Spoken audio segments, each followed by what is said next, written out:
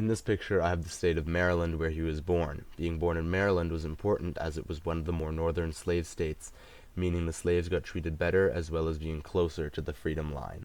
The second picture is me in front of my house. The house represents how he was a house slave. This was especially important as being a house slave meant you got treated better compared to a farm slave. The third picture is me with a big building. The building is a symbol for the city that Frederick Douglass lived in, Baltimore.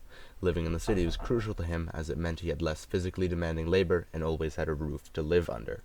The fourth picture is me with the big plate of food, representing all the resources he had over the course of his life. A good example of this would be for the 7 years he lived in Baltimore, he always had food to eat and always had clothes. The fifth picture is me reading, symbolizing Frederick Douglass's ability to read.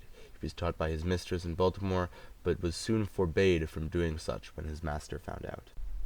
The sixth picture is my head on a bodybuilder. I use this picture to represent his strength and the fact that he was born a man. Being male helped him by giving him the strength to fight Covey, as well as making him look more powerful and important. All those traits help him look powerful against the slave owners. The seventh picture is me in my garage as a symbol for the trade he learned, caulking.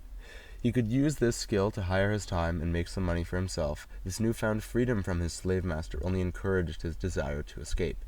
He also used his trade to make money once he was free.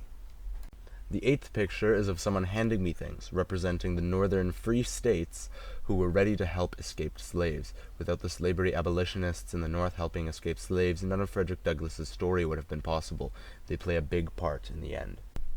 The ninth picture is of me rotting on the ground, as Frederick Douglass was lucky that he was not left to rot in jail. He was remarkably close to being left to die in jail for trying to escape. He was then even luckier when he was let out of jail and his master did not send him further down south to Alabama, as his master was planning on it and decided against it.